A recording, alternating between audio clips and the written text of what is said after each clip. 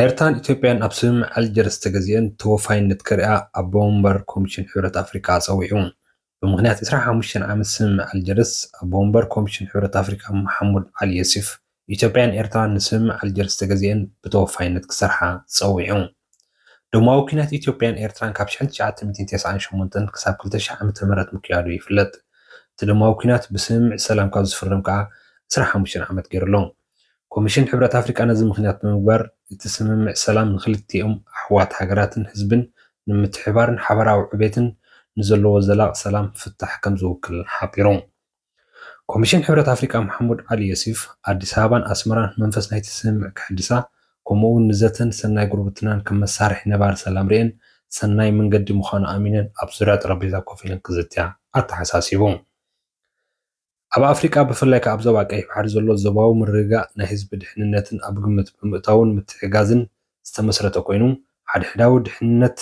ዘዳኽም ግጭት ንምክልኻል ኣብ ዝግበር ቀጻሊ ጻዕሪ ከም ዝምርኮስ እውን ሓቢሩ ኣብ መወዳእታውን ኣብ ወንበር ኮሚሽን ሕብረት ኣፍሪካ ንክልቴን ሃገራት ኣብ ዞባውን ኣህጉራውን ጉዳይ ንምድጋፍ ድሉው ምዃኑ ብምግላጽ ንሰላምን ልምዓትን ስግረደባዊ ምትሕባርን ኣብ ሽርክነት ዝተመርኮሰ ሓበራዊ ዕብየትን መጻኢን ብሓባር ክሰርሑ ምዃኑ ብምግላጽ ንዘለዎ ተወፋይነት ኣረጋጊጹ ኣብ ካልእ ዜና ምስ ንሰግር ዩክሬን ንሰላም ክትብል ሕቶ ኣባልነት ኔቶ ክትጎድፈ እያ ክብል ፕረዚደንቲ ቮሎዲሚር ዘለንስኪ ሓቢሩ ፕረዚደንት ዩክሬን ቮሎዲሚር ዘለንስኪ ኣብ መንጎ ሩስያን ዩክሬንን ንዓመታት ዝቕጽለ ኩናት ንምቁራጽ ኣብ ዝግበር ዘሎ ጻዕሪ ዩክሬን ንሰላም ክትብል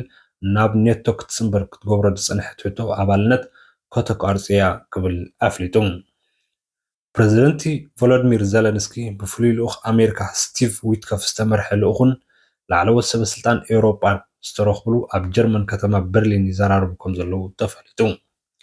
እቲ ዝርርብ ኩናት ሩስያን ዩክሬንን ንምውዳእ ዝዓለመ ኮይኑ ነዚ ንምዕዋት ዝሕግዝ ይኽእል እዩ ተባሂሉ ኣብ ዝተዳለወ ስምምዕ ሰላም ኣድሂቦም ይዝቱ ምህላዎም ተገሊጹ ብፕረዚደንታት ዝተወከለት ዩክሬን ነባርን ዘላቕን ሰላም ንምስፋን ዩክሬን ዘለዎ ተወፋይነት ገልጻ ክብል ማዕከናት ዜና ጀርመን ሓቢረን ብተወሳኺ እውን ካብቲ ጠንቂ ምጅማር ኩናት ዝኾነ ናብ ኔቶ ምፅምባር ዝብል ሕቶ ንግዚኡ ደው ከም ዘበለቶ ዩክሬን ኣፍሊጣላ ከም ግብረ መልሲ ናይዚ ድማ ድሕንነት እቲ ስምምዕ ዘላቕ ንክኸውን መሓዙትን ኣፈረምቲ ሃገራትን ኣብ ጎና ደው ክብላ ዩክሬን ፀዊዓላ እቲ ዝርርብ ኣብ ግዛኣታዊ ሓድነት ዩክሬን ዘተኮረ ክርክር ብዘይ ምስምምዖም እቲ ዘተ ክቕፅል ሓሳብ ምቕራቡ እውን ተገሊጹሎም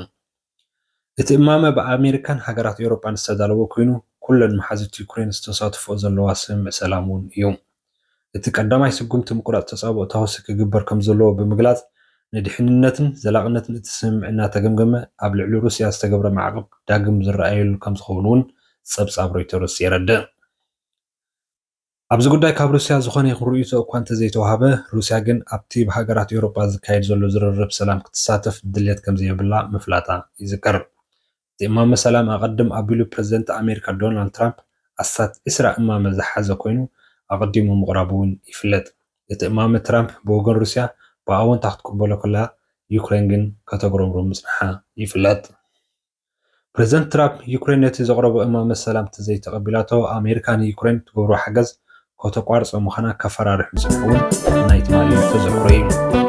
ኣብ ቀጻሊ ብካልእ ተወሳኺ መራኸቢ ሰሰና እዩ